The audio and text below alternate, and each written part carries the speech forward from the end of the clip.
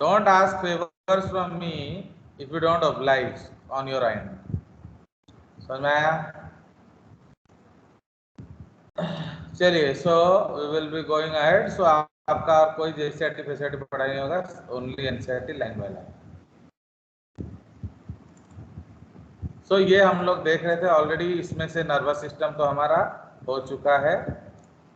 Fine. तो basically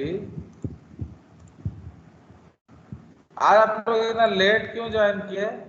क्योंकि मैं तो तब से एसएमएस दिया हूँ. ज्वाइन इतना लेट होने का कारण क्या है? ग्रुप में मैसेज नहीं आया तो ग्रुप में मैसेज बोले नहीं थे आया. सर कि क्लास क्यों?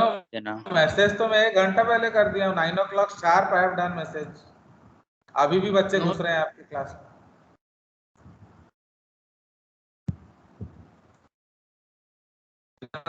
now also.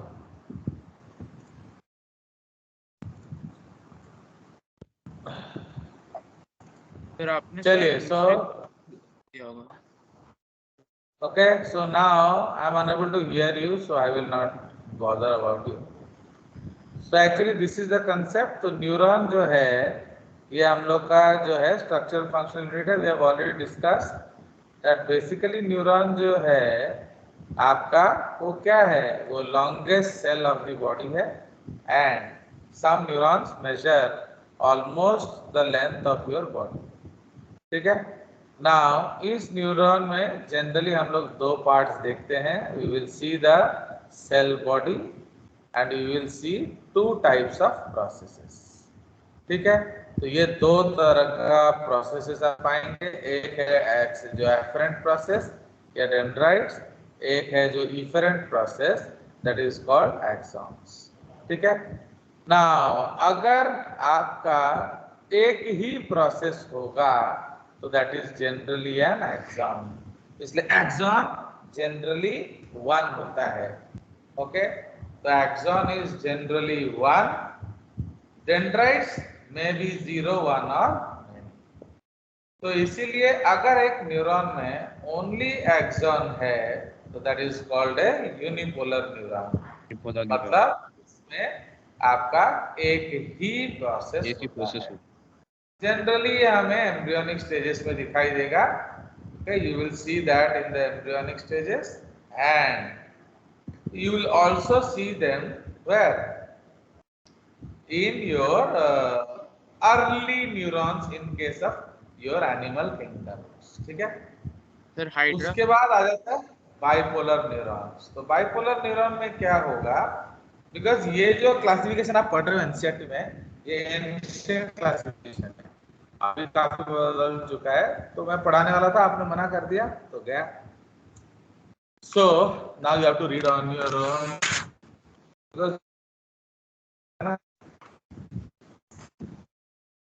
तो इसीलिए अब जो बाइपोलर न्यूरॉन्स का मतलब क्या है? एक एक्सॉन एक डेंड्राइट होगा.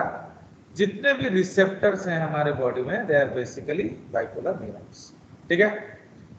मल्टीपोलर का मतलब क्या है? एक्सॉन एक ही होगा बट डेंड्राइट एक से मोर देन 2. तो अगर एक से ज्यादा डेंड्राइट है that is called your multipolar neurons. Now please remember dendrites का नंबर बढ़ने का रीजन है नीड टू कम्युनिकेट. तो अगर आप कम्युनिकेशन से आप लोग कम्युनिकेशन नहीं करना चाहते टीचर के साथ तो वही पढ़ोगे जो दिया है बुक्स में. अगर आपका क्यूरियोसिटी ज्यादा दिखेगा तभी तो टीचर ज्यादा पढ़ाएगा ना. अभी आप पकड़ खा के आ जाओगे बस जो दिया वो पढ़ लिए तो why teacher will give you more. तो लाइक दैट. तो इसीलिए सिंस आज आप पकड़ खा के आ गए हो आपको वही मिलेगा जो है. चलिए. तो इसीलिए इन केस ऑफ न्यूरॉन्स अगर आपका मैंने if you need to communicate with different types of cells तो आपका डेंड्राइट्स बढ़ेगा. And dendrites are basically afferent processes. तो वो क्या करेंगे? वो न्यूरॉन के तरफ खबर को लाएंगे. So they will bring information from some of the other part of the body and give it to the cell. ठीक है. नाउ इसलिए मल्टीपोलर न्यूरॉन का जो बेस्ट एग्जांपल है उसको हम कहते हैं पर्किंजे सेल. पर्किंजे सेल जो कि सेरेबेलम में होता है उसमें 50,000 प्रोसेस होते हैं एंड उसमें 4,999 डेंड्राइट्स होता है एंड एक ही एक्सॉन होता है। हो गया। नाउ अब ये जो आपका एक्सॉन है, इस एक्सॉन में बेसिकली क्या है बताइए। तो ये जो एक्सॉन है बेसिकली इसमें आपका एक्सोफिलामेंट्स होते हैं एंड माइक्रोट्यूब्यूल्स होते हैं, समझ रहे हो। तो दे हैव एक्सोफिलामेंट्स एंड माइक्रोट्यूब्यूल्स। तो व्हाट इज द जॉब? तो एक्सोफिलामेंट्स जो है वो क्या करेगा? तो वो आपका इंटरमीडिएट फिलामेंट होता है। अगर आप सेल बायोलॉजी समझते हो तो उसको हम लोग इंटरमीडिएट फिलामेंट बोलते हैं, ठीक है ना। ये जो इंटरमीडिएट फिलामेंट है ये क्या करता है? सेल को लंबा करने में मदद करता है। Okay, which screen are you seeing now? बोलो। सर JCRT एसआरटी क्या हो? सॉरी सॉरी उसको भगाना पड़ेगा, वो तो आपको नहीं दिखाना है ना, आपको एनसीईआरटी लेना है बस। अब पढ़ के नहीं आओगे तो मैं भी तो कुछ नहीं पढ़ाऊंगा ना। If you are not prepared you don't deserve anything more. चलिए, भले ही उसमें अनन्या घोषाल हो तो मैं क्या करूं। चलिए तो अब आ जाइए। तो इसीलिए अब देखो मैंने न्यूरॉन आपके लिए कितना बनाया था, देख लो अभी तक 14 पेजेस बना है। फाइन, मैं आपको दिखा देता हूँ कि क्या आप मिस करोगे, जो F1 वाले पढ़ेंगे और क्या। Fine, these are all you will miss. आया कि नहीं मजा? चलिए, तो इसलिए आप इसका आपको यू शुड मिस एक्चुअली। आपको जब तक दिल में दर्द डिस्को नहीं होता है आप सुधरोगे नहीं।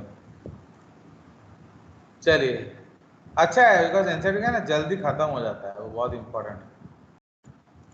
उसके बाद आ जाइए, तो क्या होता है ये जो एक्सॉन है इसमें अगर हमें ट्रांसमिशन को थोड़ा फास्ट करना है तो क्या करेंगे? डायमीटर ऑफ एक्सॉन बढ़ाएंगे। अगर डायमीटर ऑफ एक्सॉन से भी और फास्ट बढ़ाना है तब उसमें क्या किया जाता है? माइलिनेशन। ओके, तब उसमें हम लोग माइलिनेशन करेंगे। ये माइलिनेशन करने में आपके दो तरह के सेल्स होते हैं। पेरिफेरल नर्वस सिस्टम में श्वान सेल होता है एंड सेंट्रल नर्वस सिस्टम में ऑलिगोडेंड्रोसाइट्स होते हैं।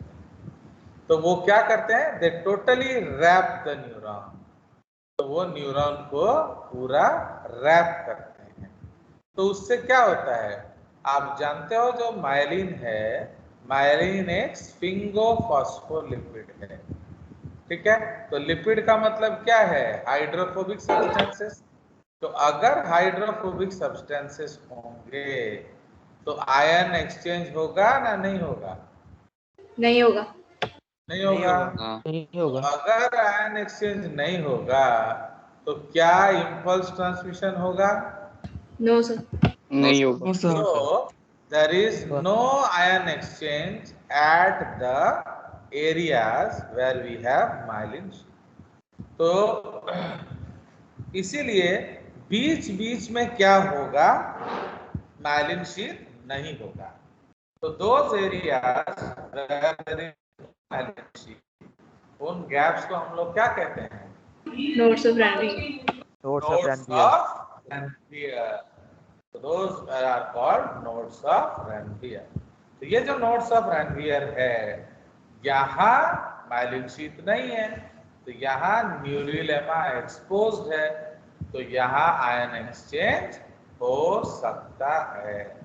You understand? So at this location, ion exchange may occur. या will occur, ठीक है। तो इसीलिए जो हमारा माइलिनेटेड न्यूरॉन होगा उसमें आयन एक्सचेंज कहाँ होगा? Nodes of Ranvier. नोट बोलिए, ओनली इन द नोड्स। तो आयन एक्सचेंज कहाँ होगा? Only in the nodes. इसका मतलब जो इम्पल्स ट्रांसमिशन है वो कहां से कहां जाएगा? Node to node. ओके, इसलिए नोड टू नोड जो इम्पल्स जंप करेगा that is called what? Jumping transmission. And biology में जंपिंग को हम क्या कहते हैं? सॉल्टेशन। तो इसीलिए इस तरह का ट्रांसमिशन को हम लोग सॉल्टेटरी प्रोपागेशन कहते हैं। एंड ये फास्टर होता है 20 to 50x। Book to book ये वैरी करेगा। तो 20x से 50 गुना ये इम्पल्स ट्रांसमिशन फास्टर होता है। तो इसीलिए जो भी हमारे पेरिफेरल नर्वस सिस्टम है उसके जो न्यूरॉन्स हैं तो वहां हम लोग क्या रखे हैं? तो वहां हम लोग रखे हैं क्या? बोलो, what have we kept there? Your myelinated neuron. Okay, क्योंकि आपको बहुत दूर से इंफॉर्मेशन लाना है एंड बहुत जल्दी लाना है, राइट? बट जो ब्रेन है, ब्रेन में ज्यादा जल्दबाजी करने का जरूरत नहीं है। स्पाइनल कॉर्ड में ज्यादा जल्दबाजी करने का जरूरत नहीं है। क्यों? क्योंकि यहाँ डिसीजन मेकिंग होगा। तो डिसीजन मेकिंग में जल्दबाजी करोगे तो क्या होगा बताइए? इफ यू शो जल्दबाजी इन डिसीजन मेकिंग तो क्या होगा बोलो? गलत डिसीजन ले जाएंगे। क्या होगा? You may have a wrong decision, है कि नहीं? आप एक गलत डिसीजन शायद ले लो। तो इसीलिए हम लोग यहाँ कौन सा रखेंगे बताइए? तो हम लोग यहाँ non myelinated we will Non-myelinated. give non-myelinated neuron. Understand? चलिए, तो इसीलिए Yes, sir. Non myelinated neuron का प्लस पॉइंट क्या है? उसका प्लस पॉइंट है दैट देयर इज व्हाट? बताओ। There is no saltatory propagation. इसीलिए impulse transmission is slower. Now, what is the color of lipids या fats? चर्बी का रंग क्या होता है? Whitish. तो इसीलिए that part of the nervous system जहां आपका क्या है? बोलिए, जहां आपका माइलिन शीथ है तो वो किस तरह का अपीयर करेगा? White. ओके, सो उसको हम लोग क्या बोलेंगे? White matter. बट जहां आपका ग्रे माने माइलिन शीथ नहीं होगा उस part of the nervous tissue को क्या बोलेंगे बताइए? Gray matter. तो ओके, तो इसलिए grey matter is basically decision making, white matter is basically transmitting. तो खबर लाता है, खबर लेकर चला जाता है। अंडरस्टूड? तो ये आपका nervous neural tissue. Yes, sir. ये खत्म हो गया न्यूरल टिश्यू। इसके बारे में तो कुछ दिया नहीं है आपका ग्लियल सेल्स, तो पढ़ने का जरूरत नहीं है, आप खुद पढ़ लेंगे। और क्या, चलिए, तो इसीलिए जो श्वान सेल है it is one type of glia cell. Okay, neurons के जो सपोर्ट करते हैं उन सेल्स को हम लोग क्या बोलते हैं? Glial cells. हाँ, तो वहाँ around 6 types of neuroglia cell हैं, बट वो एनसीईआरटी में है नहीं। एनसीईआरटी में एक ही ग्लियल सेल है, दैट इज श्वान सेल। तो मैंने आपको पढ़ा दिया कि श्वान सेल क्या करता है? It helps in the formation of myelin sheath. Okay, तो वो माइलिन शीथ बनाने में मदद करता है। एंड किस न्यूरॉन में मदद करता है? पीएनएस न्यूरॉन, क्योंकि श्वान सेल आपका पेरिफेरल नर्वस सिस्टम में मिलता है, ये आपके सेंट्रल नर्वस सिस्टम में नहीं मिलता। So we don't find Schwann cells in the central nervous system. Okay, तो इसीलिए जो हमारा पीएनएस है तो पीएनएस में हम लोग क्या करते हैं, पीएनएस में माइलिन शीथ बनाना है तो श्वान सेल यूज करते हैं। ठीक है ना। आपने अगर माइलिन शीथ देखा होगा, जो आउटर मोस्ट लेयर है वो है न्यूरिलेमा, है कि नहीं? जो आउटर मोस्ट लेयर Yes. है Yes, that is न्यूरिलेमा। तो न्यूरिलेमा अगर है तो न्यूरॉन्स में रिपेयर रीजनरेशन हो सकता है। समझ रहे हो? मतलब अगर कोई इंजरी होता है पेरिफेरल नर्वस टिश्यूज में तो वो इंजरी रिपेयर हो जाता है, रीजनरेट हो जाता है। समझ में आया क्यों? बिकॉज उसमें जो है श्वान सेल्स हैं एंड उसमें जो है न्यूरिलेमा है। But in case of PNS, PNS में माइलिन शीथ ऑलिगोडेंड्रोसाइट्स बनाते हैं। तो oligodendrocytes they make the myelin sheath in PNS. ठीक है जी।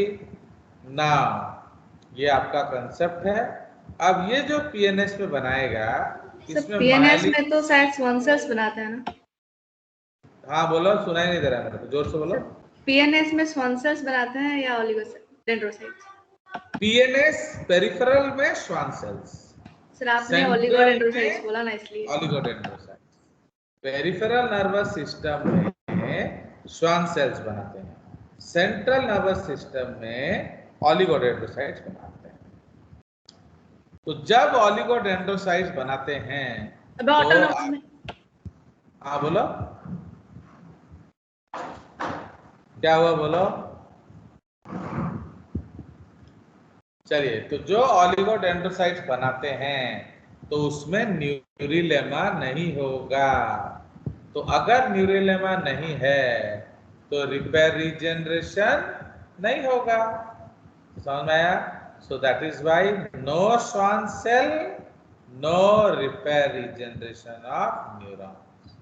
इसका मतलब अगर ब्रेन एंड स्पाइनल कॉर्ड के ग्रे मैटर में कोई सेल इंजर होता है तो वो खत्म हो जाएगा, वो रिपेयर रीजनरेशन नहीं होगा। समझाया? बट अगर आपका हाथ कट गया, पैर कट गया, उसके साथ नर्व भी कट गए तो वो धीरे धीरे रिपेयर हो सकता है। हम बस दोनों को जोड़ के प्लास्टर मार देंगे, कुछ दिनों में वो दोनों टिश्यू जुड़ जाएगा। ठीक है? इसलिए पीएनएस, बिकॉज आप लोग क्या जानते हो, अगर लोअर क्लासेस में पढ़े होंगे, हम लोग कहते हैं neurons do not repair and regenerate. ये गलत है। Neurons of PNS repair regenerate, but neurons of CNS do not repair and regenerate. Okay? Yes, sir. Now, ये जो आपका सिनेप्टिक नॉब है, देख रहे हो न्यूरॉन का जो एंडिंग है, इस ब्रांच को हम लोग टर्मिनल आर्बोराइजेशन कहते हैं, क्योंकि पूरा न्यूरॉन के एंड में एक पेड़ नुमा स्ट्रक्चर बना हुआ है। आर्बोर का मतलब है ट्री। तो ये जो आर्बोराइजेशन हुआ है, इससे क्या होगा बताइए? इससे हम बहुत सारे न्यूरॉन्स को कम्युनिकेट कर सकते हैं। एंड ये कैसे कम्युनिकेट करते हैं? With the help of synapse. तो please remember, two neurons are generally not in contact with ourselves. Instead, क्या होगा? तो उन्होंने बोलो क्या होगा इंस्टेड? अगर आपका सिनैप्स होगा, कम होगा, कम कम्युनिकेशन होगा, अगर ज्यादा होगा, ज्यादा कम्युनिकेशन होगा। बट दो न्यूरॉन्स के बीच में कांटेक्ट नहीं है, इसका मतलब how information from one neuron will go to the next, तो उसको न्यूरोट्रांसमीटर। ओके? आपका जो सिनेप्टिक नॉब है वहाँ न्यूरोट्रांसमीटर्स होते हैं, तो उसमें पर्टिकुलर ऑर्डर के लिए पर्टिकुलर टाइप ऑफ न्यूरोट्रांसमीटर होता है। ओके? इसका मतलब ये नहीं है कि सब ट्रांसमीटर, जैसे आपको रेट ऑफ रिएक्शन बढ़ाना है तो एड्रेनालिन डालेंगे, बहुत स्लो डाउन कर देना है तो आप ग्लूटामिक एसिड डाल सकते हो एंड सो ऑन। तो there are different types of क्या न्यूरोट्रांसमीटर्स। ठीक है, ट्रांसमीटर्स। चलिए तो ये हमारा कंसेप्ट है क्या सिनैप्स का। तो this is the concept of synapse. तो फिनिश, आपका nervous tissue is over. Ananya तो आप जानते हो, उसको मैं जो जेसीईआरटी का नोट दे दूंगा तो उसे समझ में आएगा कि कितना हम ज्यादा पढ़े हैं अब। चलिए, so now we will go into muscular tissue. ना न्यूरॉन का ओरिजिन क्या है बताइए? Origin ectodermal. Ectodermal. Neuron is ectodermal.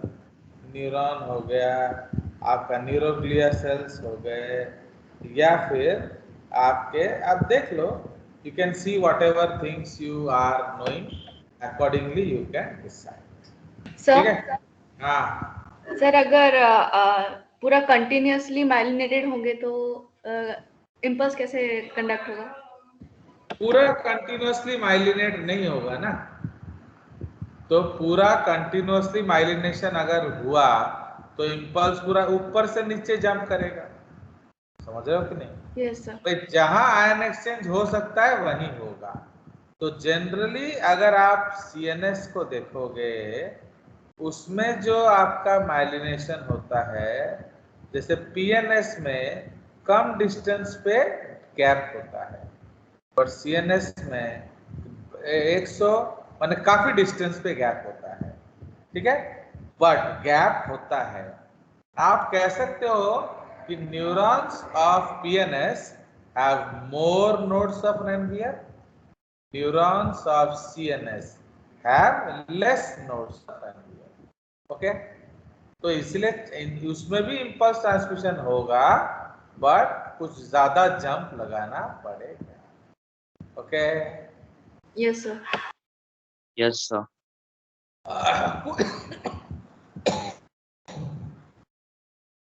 अगर आप कुछ बुक्स देखोगे तो उसमें लिखा होता है कि सीएनएस में कंटिन्यूअस होता है, ऐसा यस नहीं सर होता लिखा है। है। सीएनएस में नंबर ऑफ नोड्स कम होते हैं एज कंपेयर टू पीएनएस। मतलब उसमें जो इंटरनोड लेंथ है वो काफी लंबा होता है बट पूरा 100% नहीं होता। ओके, ये सब तो मैं दिखाने वाला था जेजेएस वाला में, आपने मना कर दिया। आपने क्या किया? तुम लोगों ने स्वेच्छा से मना किया कि हम नहीं पढ़ेंगे वाला ना। क्या बोल रहे बड़देव? बताइए। तो मैंने कुछ भी नहीं बोला है।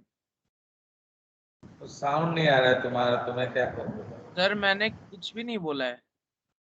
तो कुछ तो बोलो, कुछ नहीं बोलने से कैसे हो?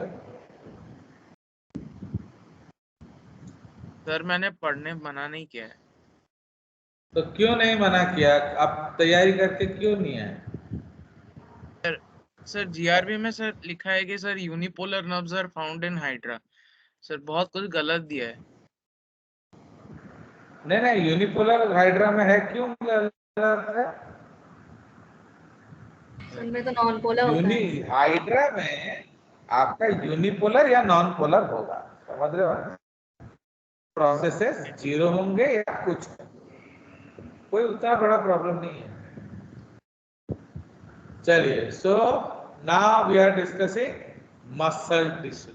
So since you don't want to read NJCRT, we will read muscle tissue. हाँ Now सर। muscle tissue का origin क्या है? Mesoderm. Mesodermal. Okay. Mesodermal. The origin of muscular tissue is because NCERT पढ़ने से क्या है ना, हमारा बहुत कम है तो बहुत जल्दी खत्म हो जाएगा, फिर हम लोग आगे फोकस करेंगे। ठीक है, चलिए। तो इसीलिए आपका जो मसल टिश्यू है उसका ओरिजिन है मेसोडर्म। तो मेसोडर्म जो ओरिजिन है, ओके, न्यूरॉन का ओरिजिन क्या था? एक्टोडर्म। ठीक है, एक्टोडर्म। नाउ ये जो मसल्स है इसमें बेसिकली अगर हम एक सेल माने तो कौन सा स्ट्रक्चर इसमें होगा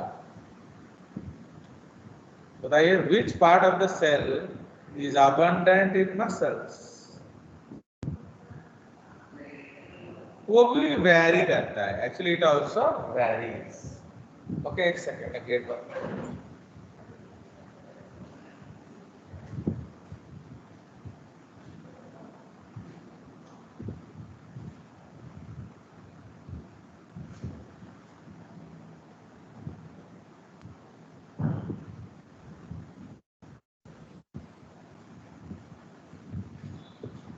चलिए, सो जो मसल है, हमारे 3 तरह के मसल्स होते हैं, skeletal muscle, cardiac muscle and visceral muscles. Visceral muscles को हम लोग स्मूथ मसल्स भी बोलते हैं, ठीक है। नाउ कैन यू टेल कि क्या डिफरेंस है, माने किसका काम ज्यादा है, बोलो, स्केलेटल का ना कार्डियक कार्डियक मसल। का ना cardiac visceral? Muscle. Cardiac muscles. Cardiac muscle. क्यों, बताओ? वो कंटिन्यूअसली रिदमिक मैनर में Silently and rhythmically. बताइए। So they work throughout the life tirelessly and rhythmically. Why cardiac muscles have क्या more work according to you? because they beat throughout the entire life rhythmically without stopping even once. देख रहे हो, अगर आप जेजेस से मदद ना लें तो कितना बर्बाद दुनिया में तुम लोग हो। ओके, खुलेआम बकवास कर रहे हो। ओके, तो आप देखो, if you don't read JCERT, तुम्हारा होगा क्या, तुम सुनो, पूरा नर्कवास हो जाएगा तुम्हारा ना। क्या बोल रहे हो, बताओ? Yes, sir. टेल मी,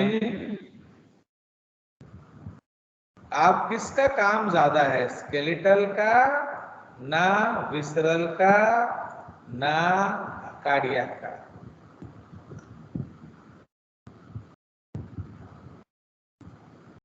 बताइए। सर और एक बार बोलेंगे? क्यों, अभी तक गूंगा बहरा बैठा था क्या? नो सर, सुनाई नहीं दिया था सर, क्रैक हुआ बीच तो में। मुझे भी सुनाई नहीं दे रहा है, माइक बड़ा करो, मुझे तुम्हारा कुछ भी बात सुनाई नहीं दे रहा।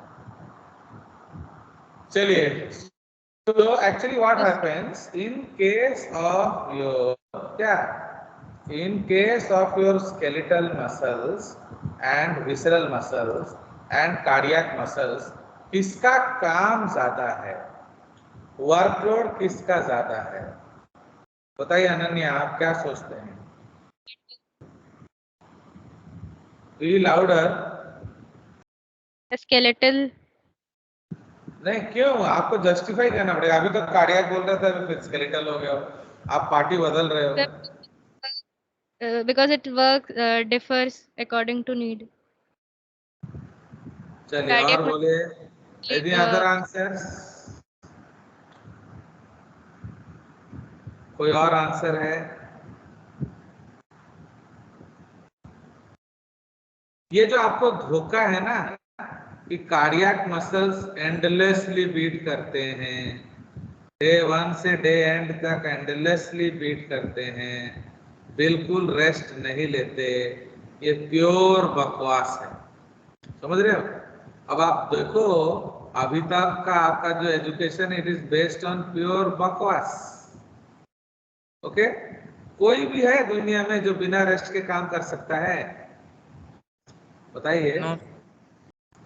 तो फिर हार्ट कैसे करेगा बिना रेस्ट के काम? Okay, and I don't understand, बच्चों को इतना भी कॉमन सेंस नहीं है कि अनन्या घोषाल को उठाना मुश्किल है या उसका एक 150 या 200 ग्राम का दिल को, या आपका जो लीवर जो 1.5 किलो है, तो उससे बड़ा तो ऑर्गन कोई नहीं है हमारा। स्किन छोड़ दो, other than skin largest organ is liver, around 1.5 kilo. Okay, तो 1.5 किलो का विसेरा हिलाना आपके लिए मुश्किल है या 150 ग्राम का हार्ट हिलाना मुश्किल है या 60-65 किलो का अनन्या को हिलाना मुश्किल है? बताइए। अनन्या को हिलाना। तो अनन्या को हिलाना पूरा मुश्किल बॉडी है। हिलाना। तो अनन्या को हिलाना मुश्किल है, इसीलिए सबसे ज्यादा मेहनत कौन करता है? Skeletal muscle. Skeletal. But credit ले मसल, जाता है कौन? Heart. Cardiac muscle. Cardiac muscle. तो एक्चुअली कार्डियक मसल कुछ नहीं करता है, 150 ग्राम का हार्ट है, उसी को बीट करता है। एंड आप बोलते हो कंटिन्यूअसली बीट करता है, वो भी नॉनसेंस है। वो कोई कंटिन्यूअसली बीट नहीं करता, वो काफी रेस्ट करता है। उल्टा सबसे ज्यादा रेस्ट करता है cardiac muscles. You know, maximum resting time is taken by cardiac muscles. Imagine, मैंने आप बिल्कुल उल्टा चीज पढ़ के आए हो ये मेरे पास। आप समझ रहे हो कि अगर मैं इंटरफेयर नहीं करूं तो तुम्हारा क्या होने वाला है, सोच लो। So you are reading totally opposite, geographically opposite thing. Maximum relaxation अगर कोई करता है तो हार्ट करता है। ठीक है, चलिए, तो ये हम समझेंगे, बट Yes, sir. समझने के लिए आपको दूसरा पढ़ना पड़ेगा। ये एनसेट में समझाने के लिए कुछ है नहीं। ओके, बट आपने यही बोला।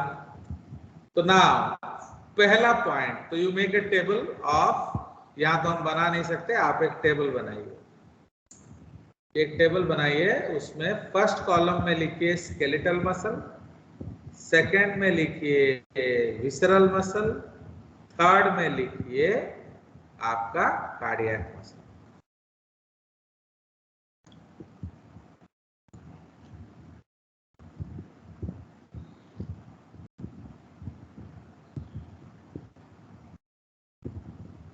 लिख लिया? Yes sir. तो Yes, sir. सबसे पहला पॉइंट लिखिए कि derivation of name. Derivation of name, तो उसका नाम कैसे पड़ा? तो how the skeletal muscle was named.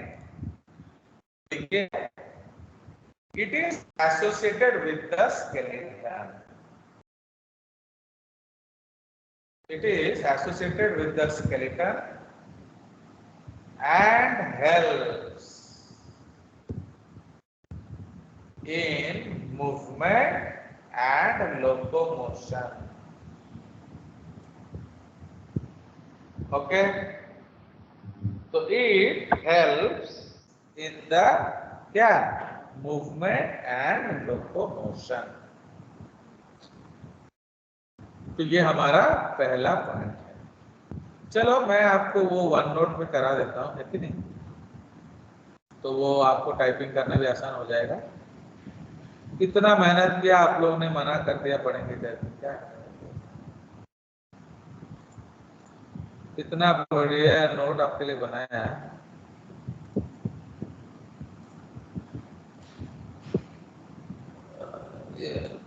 तन्मय ने मना कर दिया क्या? देखो, so many pages I had made for you.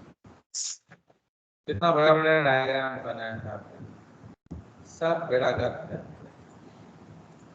चलिए, सो अब हम लोग चलते हैं नेक्स्ट पेज में, आपका मस्कुलर टिश्यू। ओके सर, बीच बीच में आपका वॉइस क्रैक हो रहा है। यस सर, स्क्रीन वो विजिबल। अभी स्कूल में क्लास हो रहा है, तो आप जानते हो नेट का इशू है, घर में जियो फाइबर होता है, तो इसलिए आपका वॉइस क्रैक होने से भी आप देखो क्या करेंगे। ओके, सो अब यहाँ है ओरिजिन। तो ओरिजिन हमारा क्या है? मेसोडर्मल। स्क्रीन नहीं दिख रहा। Okay, so origin is mesodermal. Screen नहीं दिख रहा है? अब दिखा? सर तब दिख रहा था। यस सर, अभी आया। ये सर दिखा। वो दिखेगा, नेट स्लो है ना, it will take its own time. Team का प्रॉब्लम है ना, स्पीड बहुत जी नेट का। तो ओरिजिन इज मेसोडर्मल। ओके, ये मेसोडर्म से बना है। उसके बाद तो देयर आर 3 टाइप्स ऑफ क्या? skeletal muscles. There are 3 types of muscle tissue, comma, name according to their location. समझ रहे हो? तो कहाँ लोकेटेड है, अकॉर्डिंगली आपका क्या हो गया बताइए। नहीं तो अकॉर्डिंगली उसका नामकरण नेम्ड हुआ। ओके। तो कौन कौन से हैं भैया? skeletal तो muscle, skeletal, visceral, cardiac. सबसे जो स्केलेटल मसल, इम्पोर्टेंट कार्डियक है, मसल। सबसे इम्पोर्टेंट कौन है? The skeletal tissue. उसके बाद जो है दोनों उतना ज्यादा इम्पोर्टेंट नहीं है। इवन जो हम लोग फिजियोलॉजी पढ़ेंगे हम लोग स्केलेटल मसल का ही पढ़ेंगे। Okay. yes sir. Yes Yes, sir. sir. सो क्या हो रहा है इसको?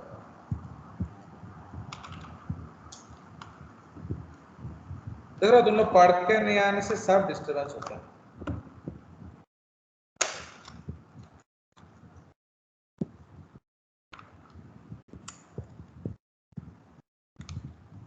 सर एक बार सर एप्लीकेशन को सर मिनिमाइज करके फिर से मैक्सिमाइज कीजिए, हो जाएगा।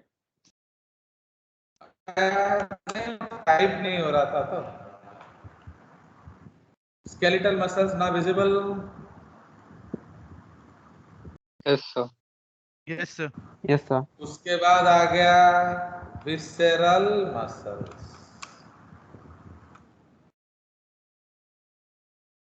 Okay, visceral muscles. तो ये भी आपका हो जाएगा स्केलेटल मसल्स। तो उसके बाद लास्ट में क्या हो जाएगा? Cardiac. Cardiac muscle. Cardiac muscles. तो ये तीन तरह के हमारे मसल्स हैं। तो स्केलेटल मसल्स जो कि हमारा सबसे इम्पोर्टेंट टिश्यू है, उसके बाद विसरल मसल्स जो हमारे इनवॉलेंट्री मोशन के लिए रेस्पॉन्सिबल है, एंड कार्डियक मसल्स ये हमारा क्या हार्ट में होता है। क्लियर? तो इसलिए स्केलेटल मसल्स में हम लोग क्या लिखेंगे? So these muscles are found associated with the bones. Okay, with the bones and cartilages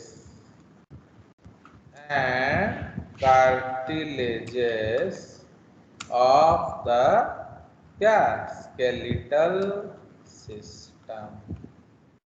Okay, so they help in the movement and locomotion of the body.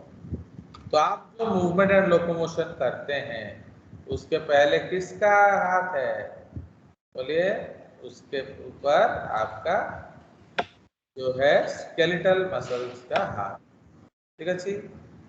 अब विसरल मसल्स क्या है? तो these muscles form the various क्या visceral organs. ठीक है, like a visceral organs other than heart, other than heart. तो उसमें आप एग्जाम्पल लिख सकते हैं lungs, lungs, intestine, okay, lungs, intestine, stomach, किंडी एटसेट्रा। तो ये सब किस चीज से बने हैं? Visceral muscles. तो कार्डियक मसल्स क्या है? तो these muscles make the क्या heart. Okay, these muscles make the heart. Understood?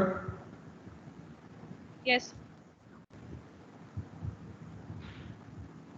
And are responsible for the cardiac physiology. So these muscles make the heart and are responsible for the cardiac physiology. ठीक है जी? तो इसमें भी लिख सकते हैं they are responsible for the visceral organ physiology. तो जो जो ऑर्गन करता है उसका काम नहीं करता है। चलिए नेक्स्ट। तो ये हमारा पहला पॉइंट है। उस इसमें क्या लिखेंगे?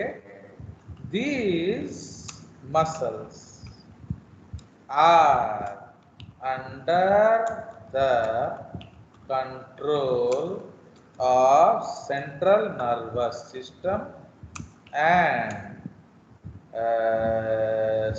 instructions are directly provided by the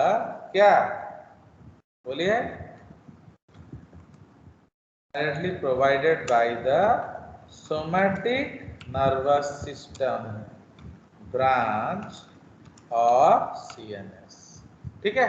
तो CNS का जो ब्रांच सोमैटिक नर्वस सिस्टम है वो इसको डायरेक्ट इंस्ट्रक्शन देता है। Hence, these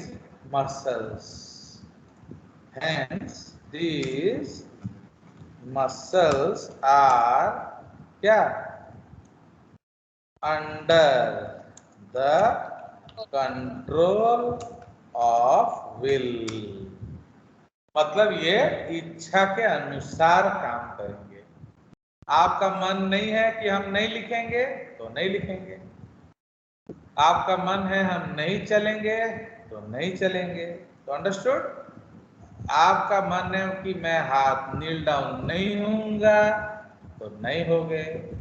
तो ये आपके इच्छा के अनुसार काम करता है। सो these are also known as Voluntary muscles. Voluntary muscles. ठीक है? इसलिए हम इसको वॉलंटरी मसल्स कहते हैं। तो इसी को कॉपी पेस्ट कर दिया जाए।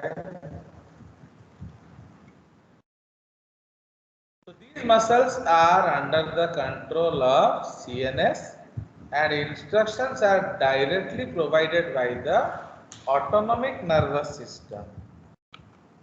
Autonomic nervous system branch of CNS. ठीक है? तो ये अलग ब्रांच है, वो अलग ब्रांच है। तो जो सोमैटिक नर्वस सिस्टम है वो क्या करता है? वो वॉलंटरी है, it is voluntary. But ANS जो है ये इनवॉलंटरी होता है। So hence these muscles are not under the control of will. Suppose मैं बोलूं कि अभी जो आप मटन डाइजेस्ट कर रहे हो पेट में, तो आप नहीं कर सकते। क्यों नहीं कर सकते? Because it is not under your control, है कि नहीं? तो these muscles they are not under your control. Okay, so this is not under the control of will. तो इसलिए इसको हम क्या बोलेंगे? Involuntary muscles. Involuntary muscles. Similarly, these muscles are also under the control of same autonomic nervous system branch of CNS. ठीक है? तो इसीलिए ये भी क्या हो गया? ये भी not under the control of will. So अगर if I tell you stop your heart, you cannot stop your heart. As simple as it is. ठीक है? But shut down, sit down, stand up, raise your hand. You can do these things because they are voluntary muscles. But you cannot shut down your stomach or lungs because they are involuntary. Neither can you stop your heart. Okay, so ये सब क्या हो गया? These are all involuntary. ठीक है जी? Next point. Yes, sir. Okay. Now, if we consider the entire skeletal muscle fiber is a skeletal muscle cell. Okay, entire fiber. Suppose you take one whole leg of the goat and pluck a fiber and pull it. जितना लंबा वो होगा immaterial, the whole structure is a single cell. Understand? So the entire skeletal muscle fiber is a skeletal muscle cell and it is cylindrical in diameter. इसका diameter क्या है? Cylindrical. Okay, so the entire skeletal muscle fiber is skeletal. Is a skeletal muscle cell, and its diameter is what? Cylindrical. Any doubts?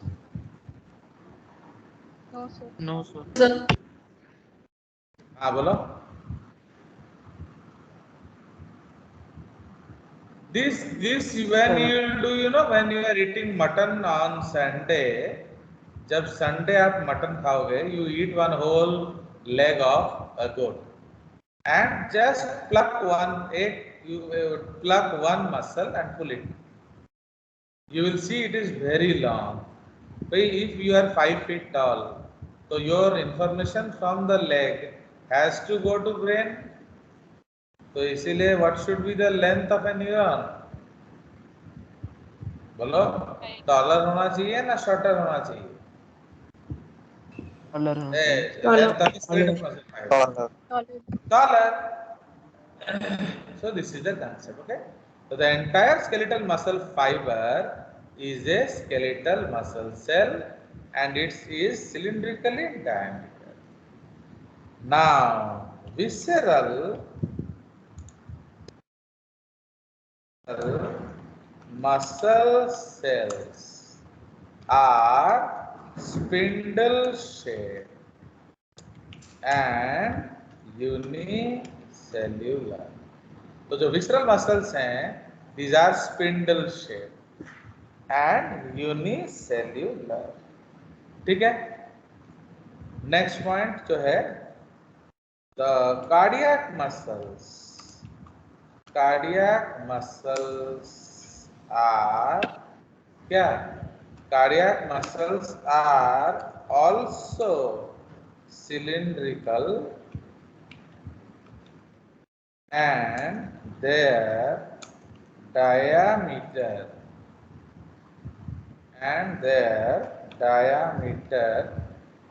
okay, diameter is cylindrical. तो उसका भी जो diameter है वो cylindrical. ठीक है? तो this is तो see we are discussing similarities and differences of the different type of muscles. So in this point they resemble the what? Skeletal muscles. See cardiac muscles, they will have some features similar to visceral and some features similar to cardiac. Okay, so they are all unique muscle fibers. चलिए, so this is the concept. Now membrane is hence known as, so what do we call the membrane? The membrane is known as sarcolemma and not plasma lemma. Fine. जो outermost membrane है, it is hence called sarcolemma. Sarcos means what? Muscle. Muscles. Sarcos means muscle. तो Understood? But here, what will write? The outermost layer is referred to as क्या? बताइए, ये single cell है तो इसका outermost layer को हम लोग क्या बोलेंगे? Plasma layer. Plasma Okay? lemma. So the outermost layer is called plasma lemma. Yeah. Cell membrane. Is it okay? So this is called Yes. cell membrane. So this is also same. So in this case, these two features are same. But here, sarcolemma is a difference from the क्या बताओ? It is different from the plasma lemma or cell membrane.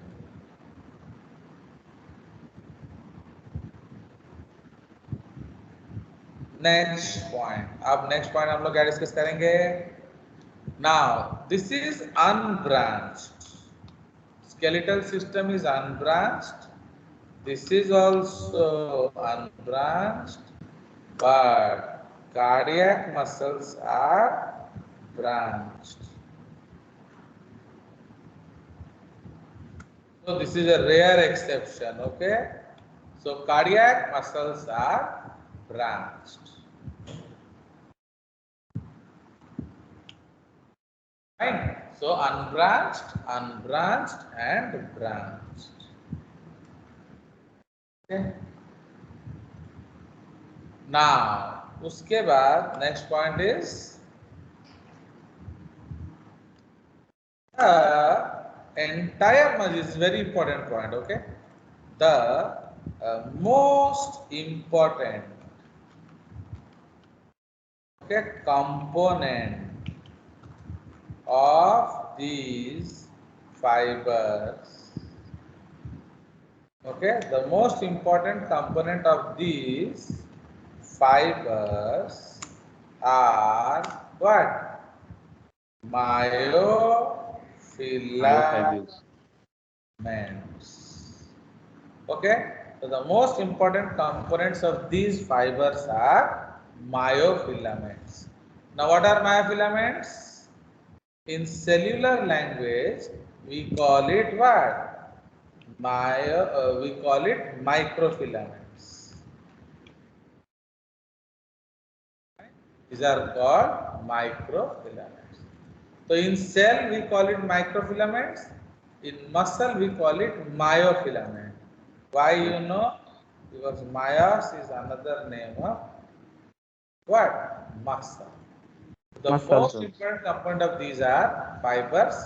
Of these fibers are myofilaments. They are of two types. कौन सा you know? Thin filaments Actin and myosin. made up of what? Thin filaments which are made up of क्या बताओ? Actin, tropomyosin and troponin system. Okay, troponin proteins लिख देंगे. Fine. So there are two types of filaments. A है thin filaments, which is made up of tropomyosin, actin and troponin. ये तीन अलग-अलग तरीके के प्रोटीन्स होते हैं.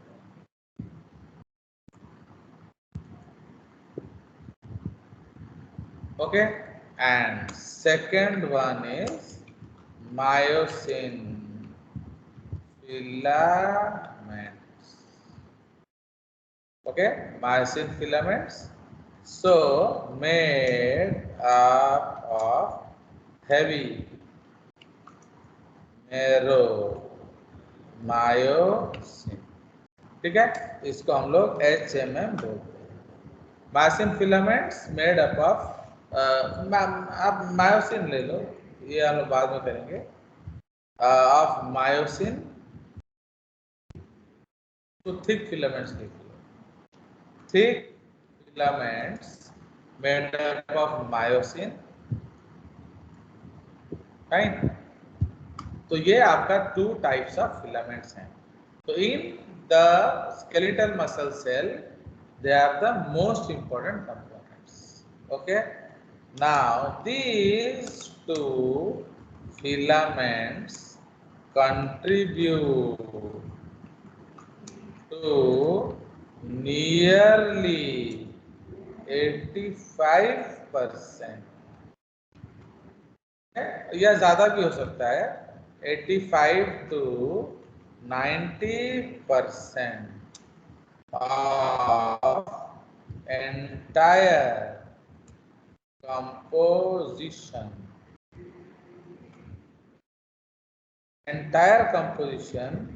of the skeletal muscle.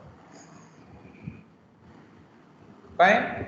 मतलब if you take a skeletal muscle and weigh it, 80 to 90% किसके कारण होगा?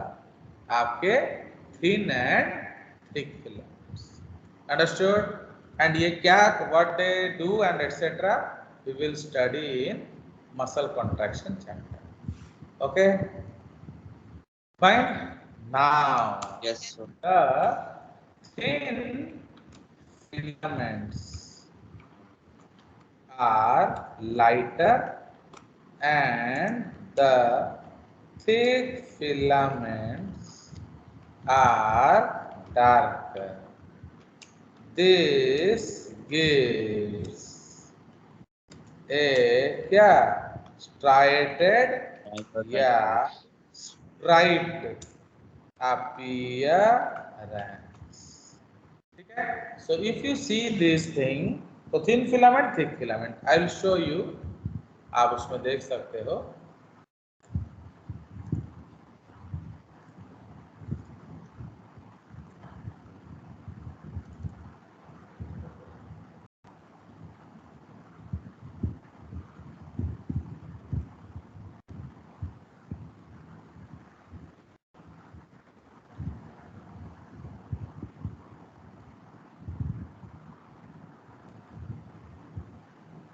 Is the bone, is the neurons.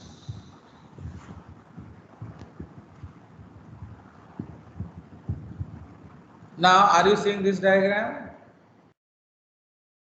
Fine. If you are seeing this diagram, okay. Yes. So see this diagram.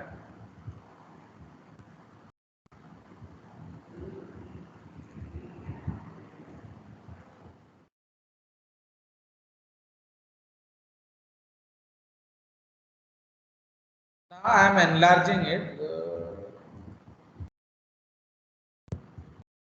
So now I am enlarging it. You see, which part is darker? This part, or this part? So the part in the between.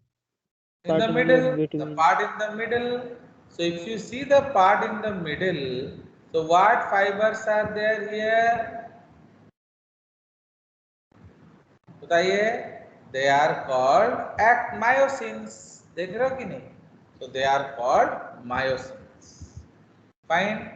And these are lighter. So these are made up of, these are red lines. These red lines are made up of actin. Okay. So that is why now you know what is striated means. Yes, sir. Yes, sir. Yes, sir. Yes, sir. अभी आपको, you see here, you can see here also. What is the appearance? Dark, light, dark, light. Understood? So now you know what is striped.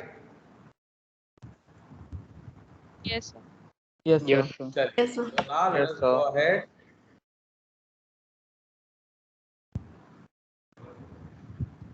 So they give a striated or striped appearance. Okay. Now, either what we will write, since they deal with less. So, since they deal with less heavy organisms, okay, since they deal with less heavy organisms, yeah, okay, since they deal with less heavy organs, क्या होगा बताइए? They do not need abundant supply of thin and thick filaments. Fine. Since they deal with less heavy organs, they do not need abundant supply of thin and thick filaments. Okay. So these cells appear non-striated. Understood? Okay, so they do not appear striated. Yeah, non-striated. Okay.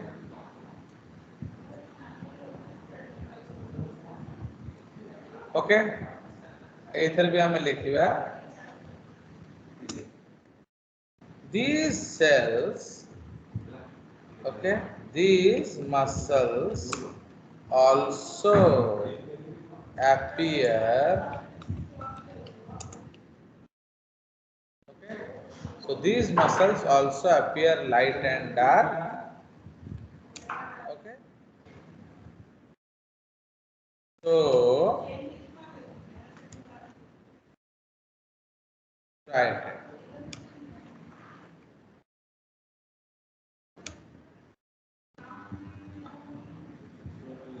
Understood?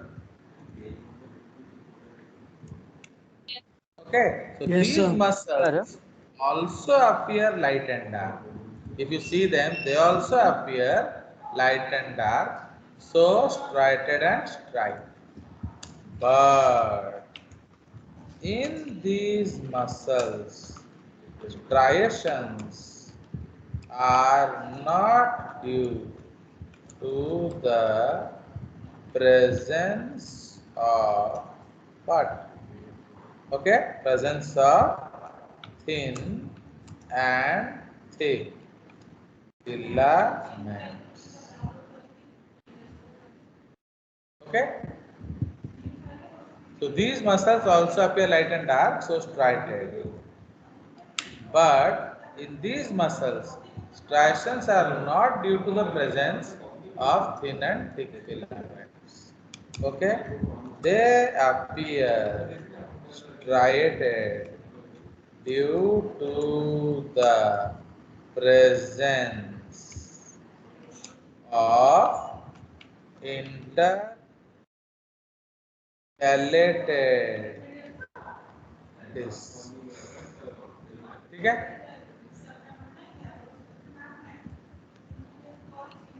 Understood? So, but in these muscles, striations are not due to the presence of thin and thick filaments. They appear striated due to presence of intercalated discs. Okay. Now, what are these? So, these discs are abundant in, yeah, these discs are abundant in your gap junctions and इसमें gap junction ज़्यादा होगा and what will happen? बताइए? And your you know what are gap junctions? बोलो? Channel between cells. You know what are gap junctions and desmosomes? Gap junctions are communication channels between two adjacent cells. Actually, your voices are totally not audible to me. See, because now I am in school, now you have to talk louder. The gap चलिए, junctions so are communication channels between two adjacent cells. And desmosomes, they help in joining the two layers. Adhesion. Okay? They help in adhesion. Yes. चलिए, so समझ में आ गया? So they are also striated, but not due to that, but due to this. Okay? So इसलिए in this case, both your thick and cardiac, they are striated. Understood? चलिए. So, okay? So next point, what we will write?